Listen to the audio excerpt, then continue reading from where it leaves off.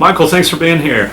My pleasure. Yeah, My pleasure. I appreciate you helping me out. Yes, with this is good stuff. I'm helping myself out too, so it's good stuff. Cool. And I know we want to talk about diversity and in particularly within when we're meeting with people and trying to help people heal, trying to help people thrive in all realms of their lives. And you come from the ministry, so you've got a slightly different angle, but I don't think the counseling world and the ministry are too far removed. In fact, I think they're very interrelated. I think they are. And for me, because it's all about healing.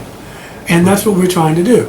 And so as counselors, as whether it's pastoral care, whatever way we want to come from it or label it, we're healers. Yeah. And we're training people, well, you are training people to be healers, and we are helping people develop some sense of inner healing. So I think we're really on the same path here. I try to look from a pastoral care perspective. It's all about stories. Yeah. It's all about stories. And whether they're the stories in the Bible or the Quran or the Dhammapada or the Upanishads, they're all about stories. People's lives are about stories, and they want to know that their stories matter. So what I attempt to do, to a greater or lesser degree, is that I try to separate, at least in my mind, biography and ideology. I used to say versus ideology, but it's not really versus. It's just that I'm more interested in your biography. If you say to me, you know, I'm a Tea Party person and I really believe, okay, I don't necessarily have to agree with that, but that's your ideology. Right. Great. I don't want to know how you got there. Right. And by finding that out, then I find common ground. Again, it doesn't mean I have to agree with everything, Right. but I'm listening to your story.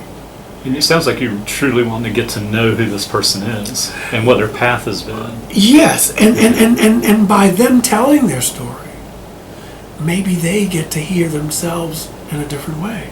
And they get to reframe it. Well, you know, I'm telling you this, Michael, but I never really thought about that until, however the Spirit moves.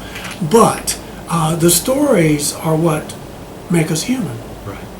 And that works for me. It may not work for everybody, but it works for me. Just regardless of who you're sitting across in their ideology and background, just getting to know the person, hearing their story, letting them share their story is what you see as healing. Yeah, because how many times have you been in a situation, it doesn't have to be in a professional setting, someone talks and all you've done is listen, yeah, and they say to you, man, I gotta go, or we'll talk later, but boy, I feel better now. Because they got that story out. They got what was bothering them. That and it's to be heard. Yeah. Is healing. Is to be healed. To be heard. I want to know that I matter. I want to know that I count. That my contributions matter. Right. The most healing thing you can do to someone sometimes is just to listen. To get you out. I'm listening. I'm not thinking about, okay, I got to cook dinner when I get home, or I got to pick up my daughter. Just to be present. That in itself is healing. It seems like I've heard Thich Nhat Hanh, or I've read where Thich Nhat Hanh said almost something very similar. It's different ways to say it. All traditions talk about it. And clearly in the counseling profession, we believe strongly in that. There can be some other aspects to it, but allowing people to share who they are and to be heard. Yeah. So in terms of, if we get really specific, when you are sitting down with folks who are could be of dominant culture, or just how do you help people start to look at I don't know, privilege or guilt? We've talked about white guilt and so forth. I know I'm throwing out a lot there, but what thoughts come up for you? Well, just as you and I have talked about the difference between conscience and guilt, that I can be accountable, that I can know the history of this country and how I benefit from it. I also want to know the history of this country and how I don't benefit from it. Because really guilt has no place in the pantheon if you're going to heal. And some people confuse the two. But conscience is when you have you've cultivated your inner life. I have some I have some ethics, I have some morals, I have some things that I don't want to betray. Right. I'm developing kids don't have, they develop that as they get older. Right. Guilt is something that you can become.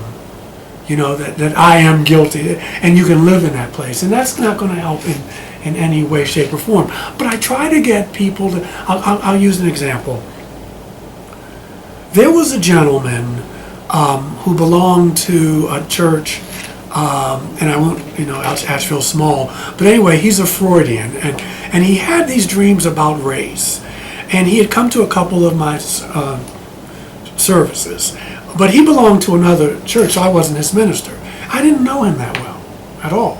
He calls me one day, and he says, I want you to help me with these dreams. Now, he's the Freudian professional. Right. And he drives out to my office, and we talk. And he's wrestling with these things around race. And so we tried to unpack the dreams as much as we could. And I said to him, if I wasn't a person of color, would you have come to me? Yeah.